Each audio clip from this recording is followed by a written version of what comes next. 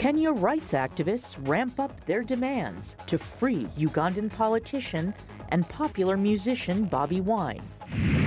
United States Congressman Chris Smith of New Jersey speaks with VOA's Salim Solomon about ongoing ties between Africa and America.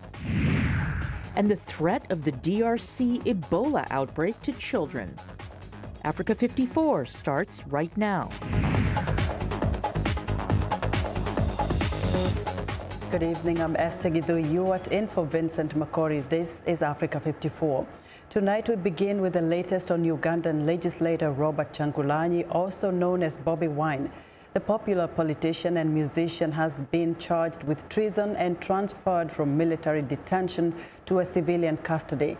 Kyagulanyi appeared before a military court on Thursday to face charges of unlawful weapons possession. The court ordered those charges dropped. A civilian magistrate ordered Kyagulanyi be remanded in custody until August 30th and granted him access to private doctors citing his health. Video footage from NBS, a private television network in Uganda, shows Kyagulanyi walking with one crutch assisted by prison wardens while entering the courtroom. His detention, along with 4 other politicians critical of Museveni, triggered 2 days of anti-government demonstrations in Kampala and other parts of the country this week. Meanwhile, rights activists in Kenya are demanding that officials in neighboring Uganda release Robert Kyagulanyi, also known as Bobi Wine. He has been held by Ugandan authorities since his August 14th arrest in the northwestern town of Arua after Uganda's presidential motorcade was attacked and Kyagulanyi's driver shot dead. Kyagulanyi was charged with illegal possession of firearms and ammunition at a military court in Gulu, northern Uganda. Rael Ombor reports from Nairobi. Robert Kyagulanyi was arrested at a violent protest in northwestern Uganda, where campaigning was taking place for the Arua municipality parliamentary by-election. Kyagulanyi, who represents Kyadondo East political region, had been campaigning for an opposition candidate. His arrest and detention at a military camp outside the capital Kampala has caused outrage across East Africa.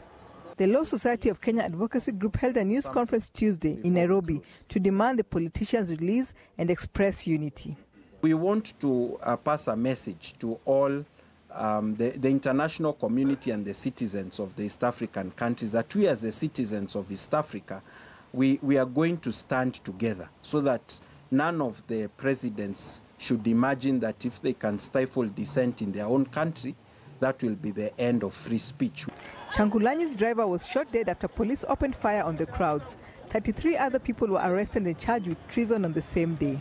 Rights activists vowed to keep pressure on the government. The people of Uganda want peace and stability, and the ongoing crackdown on opposition dissidents will do nothing but worsen the situation. At Nairobi's Power 254, musicians, artists and rights activists stand up for a free concert organized in support of the detained politician. Kyagulanyi was a leading critic of the ruling party's move to scrap the constitutional presidential age limit. Uganda's President Yoweri Museveni has been in power since 1986 and is one of Africa's longest-serving presidents. The Afrobeat star turned politician has built a strong following among young people through his music, which has criticized the government for corruption and injustice. Al Amin Kimathi was an event organizer. We are gathered here today to send a message of solidarity with the people of Uganda first, and with the suffering families of Bobi Wine, Robert Kyagulanyi, as well as his colleague members of parliament, Honorable Zaki and the rest, who are suffering in Ugandan jails after being terrorized, brutalized for their political choices. Margaret Oduto is an artist from Uganda. My message to the government and to the system is that it's not enough to silence voices, because one voice is silenced, 1,000 other voices will rise. Activists plan to march to the Ugandan High Commission in Nairobi Thursday as they continue their demand for the politician's release. Rael Ombor for VOA News, Nairobi.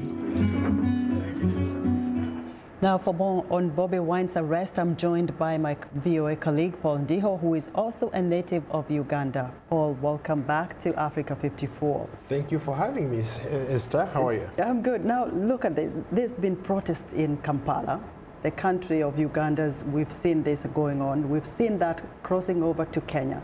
And even in Washington, D.C., just yesterday. What do you make of this? Do you think the social media has played a part in all this?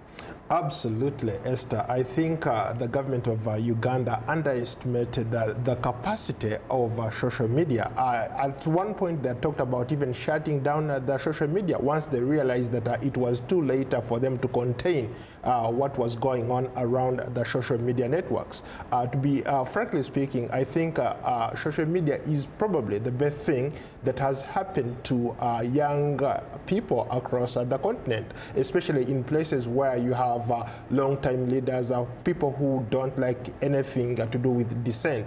Social media has become a tool to voice their concerns. Social media has become a tool to rally people. Social media has become a cause people rally against, to rally against certain causes. For example, Bobi Wine's has become even more popular than he was before because of social media. Yeah, what about his music? How instrumental has his music been in, you know, making people go out to the street and fight for what they think is right? Bobi Wine's music transcends borders. It cuts across boundaries. It brings people together. It rallies people against violent extremism. It's one of the things that has been able, as a singer and a producer, he's been able to figure out a way of using his music really to sell his message. For example, in one of his songs, Fighting for Freedom, he talks about oppression, he talks about corruption, he talks about how mentors have become tormentors. He talks about how in a country like Uganda, there is no peaceful transition. So I think that's what rattled the government, and the fact that he was able to use those relics to rally young people around him, I think is a cause for the government really to pay attention to this young guy. Now, very briefly, who do you think Bobi Wine is following? Whose footsteps? We've seen other Africans fighting for freedom in various ways. Who does he fit here? That's a very good question, Esther. I think he reminds me of Nelson Mandela. He reminds me of the late Dr. Reverend Martin Luther King Jr. He reminds me of the opposition leader in Uganda, Kizza Besigye. But more importantly, he reminds me of a young Thomas Sankara, who became president of Burkina Faso at the age of 33 between 1983 to 1987. He was a remarkable leader, and Bobi Wine stands for that. Well, Paul, thank you very much. Yeah, thank you so much. Yeah. VOA's Paul Ndiho with that insight. Moving on to Zimbabwe, where the nation's top court on Friday is expected to issue its verdict on whether to overturn or uphold President Emmerson Mnangagwa's July 30th election victory, which his main challenger, Nelson Chamisa of the Movement for Democratic Change Party, says was rigged. Wednesday's hearing on the election showdown was watched live on television by thousands of Zimbabweans around the country. It was the first time a mass public audience has seen the inner workings of the court. Chief Justice Luke Malaba said that the Constitutional Court will announce its ruling at 2 p.m. local time on Friday. This case is seen as a major test of the independence of the highest court, whose verdict is final. The court could throw the case out, declare a new winner, or order a new election within 60 days. Now, some signs suggest U.S. engagement in Africa may be faltering, from a drop in diplomatic relations to a plan to draw down U.S. service members stationed across the continent. But the U.S. continues to engage via humanitarian programs like Power Africa. Congressman Chris Smith of New Jersey spoke with VOA's Salem Solomon about ongoing ties between Africa and the U.S. How would you characterize U.S.'s engagement with the continent? Well, the engagement has been robust. George W. Bush, probably more famously than anyone else in modern times, particularly through the President's Emergency Plan for AIDS Relief, the PEPFAR program, which also includes malaria, and all of the efforts to say we want people in Africa, the people of Africa, and everywhere else where there's in that case, a pandemic, to be healthy. We push the Power Africa initiative so that they can have access to electricity, and which is one of the engines that drives economic growth. I'm the prime sponsor of the Global Food Security Act.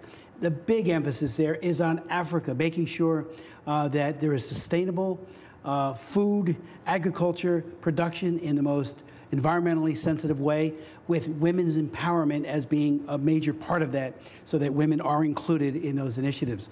So I think we do have a very strong contact by state and by the administration and by Congress. It's bicameral.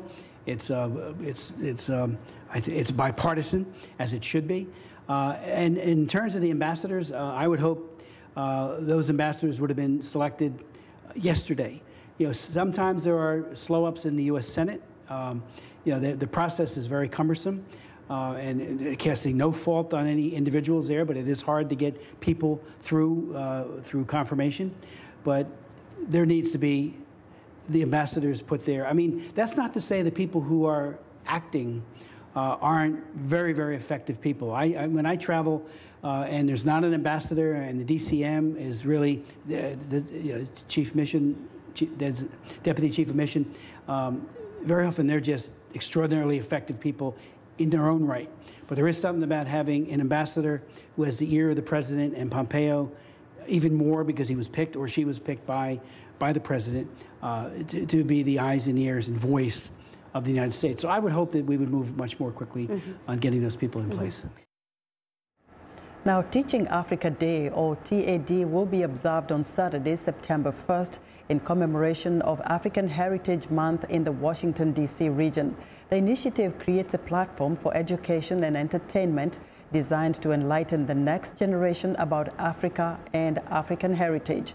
Educators, authors, leaders, artists, and communities come together to share knowledge and experiences from Africa on Africa. With more on the upcoming event, I'm joined by Samuel Surafel, founder of Mansa Collab's GNI Games, Illustraps North America. Surafel, welcome to Africa 54. Good to be here. Now, Teaching the Africa Day, why is it important to organize such an event, especially here in the DC metropolitan area? Yeah.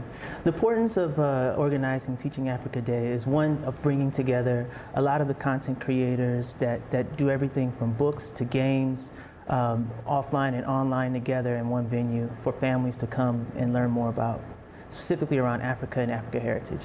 You were born in Ethiopia? I was. And there's so many other, children of African immigrants and other people here in America that probably don't know anything about Africa. We all put in one basket, by the way, even though we have various cultures. Exactly. But what is so unique about teaching the Africa Day? What is it about Africa that people need to hear? This is interesting. We found that in previous years, a lot of local teachers attend the event primarily to even look for materials to highlight in their classrooms on days, months like the Black History Month, but also throughout the year. And so this is one location where they can come, almost a one-stop shop, where they can find a variety of materials, CDs, music, board games, a range of materials that assist them in that effort. Now, this is the 4th edition of the Africa Day. What can attendees look forward to seeing on Saturday? Well, we'll have special guests. There'll be the Secretary of State for the state of Maryland there. We'll also have other dignitaries who've come by. In the past, we've had Congressman John Sarbanes, the current AU Ambassador Dr. Chinambori Kwao has attended in the past. So we'll have special guests. We'll also have a range of new content that'll be available. There'll be games that'll be played through the projector for folks to really see and understand. From East Africa will be a new sort of source of content as well. I imagine you, as a young entrepreneur, the founder of Mansa Collabs, your representative for the GNI Games and the Illustraps. Are you doing anything during the event? Are you showcasing anything? We are. What are you going to be doing? We are. We're proud sort of 4th year partners in the event. representing G9 Games and Illustraps. There we traditionally have the games available on tablets for kids to play Yoruba 101, where they can learn the basics of Yoruba, Igbo. We'll also be displaying 3D animation that was created by G9 Games for kids to really see interactive and engaging content that helps them learn basics of Yoruba language. What about cultural events like music, dance, and probably people knowing a few things about particular countries of Africa? Sure. So this year there will be a focus on Eastern Africa, a good part of the content. We traditionally have Smithsonian's National Museum of African Art is one of the partners, and so I think they'll be doing some work around that there. And there's always Kuumba Kids, who's another partner of it, who does very fun and engaging performances with their members and some of the content that they have.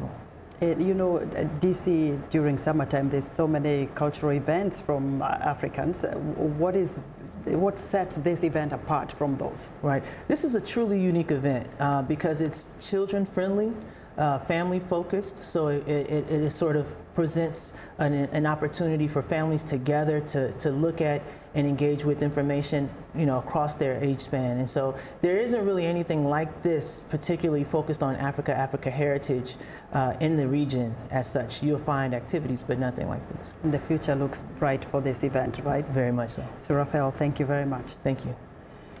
Samuel Surafel is the founder of Mansa Collabs, G9 Games, Illustraps North America. We want to know what you think about Africa 54 and the stories we cover. Join the conversation on Facebook. The address is Africa 54. We're also streaming our show live on Facebook, so check us out and share our show with your friends. Still ahead on Africa 54, UNICEF sounds the alarm on the Democratic Republic of Congo's Ebola outbreak. But first, a look at Thursday's headlines.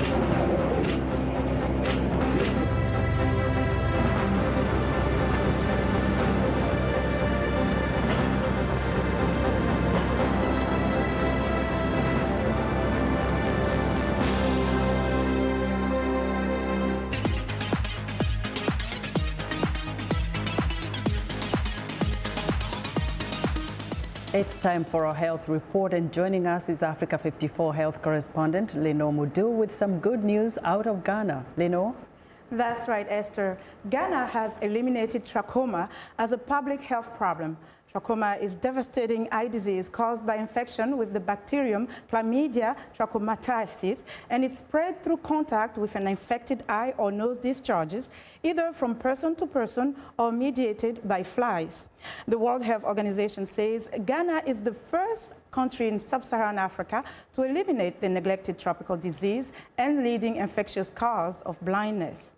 Health experts say Ghana's trachoma elimination program implemented the World Health Organization's recommended strategy, SAFE, which comprises a surgery for trichiasis, antibiotics to clear infection, facial cleanliness, and environmental improvement to reduce transmission. The disease is associated with poor sanitation and hygiene and is a public health problem in 41 countries. It's responsible for the blindness or visual impairment of about 1.9 million people. The United Nations Children's Fund says kids are particularly affected by the Democratic Republic of Congo's Ebola outbreak. Meanwhile, the experimental Ebola treatment appears to be successful, according to Congo's health authorities. 13-year-old Dieudonné has lost 8 members of his immediate family to Ebola. The United Nations Children's Fund, UNICEF, says children represent an unusually high proportion of people affected by the ongoing outbreak in the eastern DRC. Some children have contracted the disease. But others, like Dieudonné, have lost family members. They all died of Ebola. It was my entire family. It was my mom initially, and then my sisters and aunt followed. And others in the hospital. I've lost 8 family members. Health workers are going out on campaign drives to speak to the public, including children, about Ebola and how to protect themselves from the virus. Ebola treatment centers in Beni and Mangina are currently treating some children who were infected with the virus or are suspected cases. 2 children have already died from the disease. UNICEF has identified 53 orphan children who have lost their parents to Ebola. I can't just kill myself. I must continue to live even in this situation. The UN organization and its partners have trained 88 psychosocial workers to assist and comfort children in centers, as well as those who have been discharged. Meanwhile, health authorities in Congo say the new treatment MAB 114, administered for the first time ever on Ebola patients, is working. When we went to Mangina, there were 5 or 6 patients, and 2 in a severe state. I said we need to treat everyone with the MAB 114. We can't say we only administer to the less serious cases. We treated all levels of the illness, so some of them were very serious, and in particular, a child who had bloody stools, and after this treatment, he is now recovering slowly. The DRC Health Ministry has approved 4 more experimental treatments to address the outbreak. Overall, at least 59 people have died and about 75 people are infected. The Ebola virus causes hemorrhagic fever and severe bouts of vomiting and diarrhea. It is spread through direct contact with body fluids from an infected person. And that's all for our health report for today. To stay in touch, find me on Twitter at Linor Moudou. Esther, back to you. Thanks, Lino. Be sure to watch Lino Moudou's health reports every Tuesday and Thursday on Africa 54.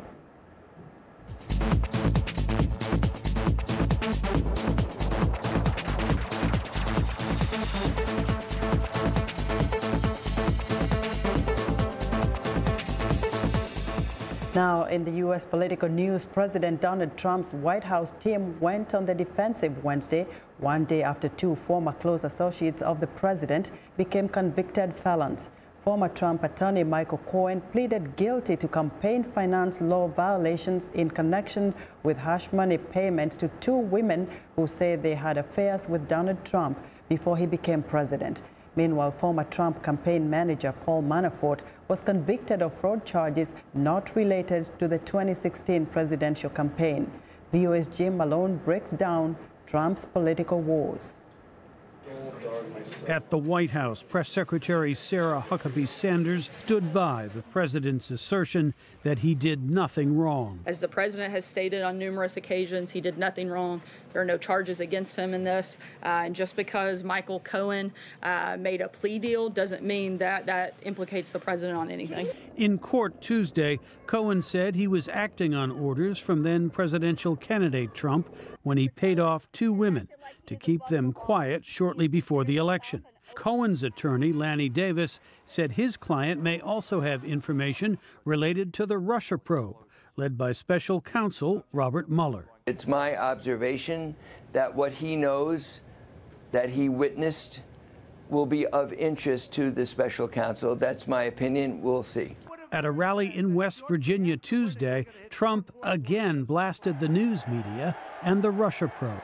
Fake news and the Russian witch hunt. We got a whole big combination. Where is the collusion? You know, they're still looking for collusion. Where is the collusion? Trump's supporters, like Patty Beavers, are sticking with him. He's putting America first. He's keeping his promises, just like he said, and I really believe that he will continue on. Democrats were eager to highlight a new line of attack in the wake of the Cohen and Manafort cases, led by Senate leader Chuck Schumer. What a swamp. What a swamp. Far worse than the swamp that existed when President Trump took over. He has not cleaned the swamp. He has made it more wretched and more fetid. The legal cloud hovering above the Trump White House appears to be darkening, says analyst Laura Brown. There is a sense that momentum is building in both, Special Counsel Mueller's case, but also with regard to sort of the more questions around corruption and the president, which was revealed with Michael Cohen's plea.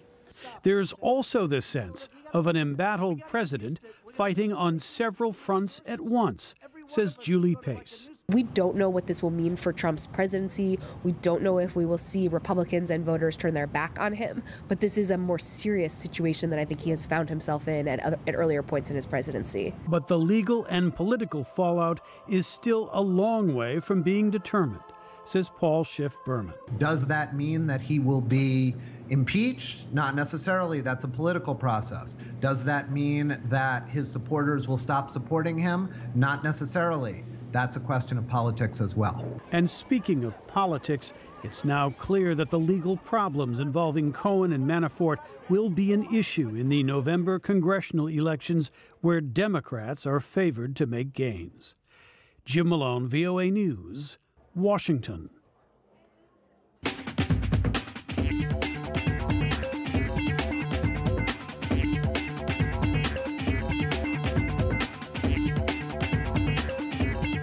Now let's take a look at what's trending. Video games trade fair Gamescom has opened its doors to industry experts and reporters in the German city of Cologne. Exhibitors are showcasing their latest offerings at this year's fair, where the focus is on playing everywhere. More people play video games on their smartphones now more than ever. Computers, making subscription games, and cloud gaming hot topics among experts this year. For the first time in Germany, a video game includes Nazi-era symbols like swastikas after the country's entertainment software self-regulation body gave the green light. In the game, through the darkest of times, players are put into the role of resistance fighters, according to a graphic designer who was involved in its making. And autonomous vehicles could be making waves on water before they are ready for the road. Researchers from the Norwegian University of Science and Technology are working on a prototype passenger ferry named Milliampere. It has an onboard navigation system and 4 sensors based on radar. Sensors at the docking stations are designed to communicate wirelessly with the vessel to assist with detecting other boats. Their aim is to create flexible, inexpensive alternative to bridges or manned ferries with an on-demand services that could also replace the unmanned cable ferries already in use in Norway. And that's what's trending today. And that's our show for today. Be sure to watch Africa 54 on our website at voaafrica.com. For more news, tune into VOA's evening radio show Africa News Tonight at 1800 UTC and in the mornings to Daybreak Africa between 0300 and 0600 UTC Monday through Friday. Thanks for watching and good night from Washington.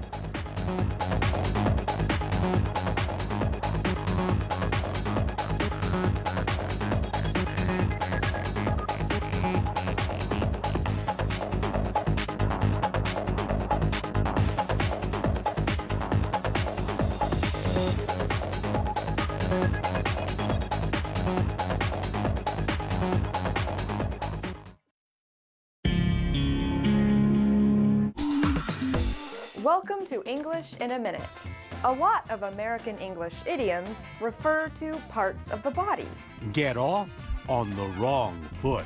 Are Anna and Jonathan having trouble learning a dance? How did it go meeting your girlfriend's family? Well, it was interesting. First, I was really late. Oh, Jonathan. Yeah, and then at dinner, I spilled my water all over.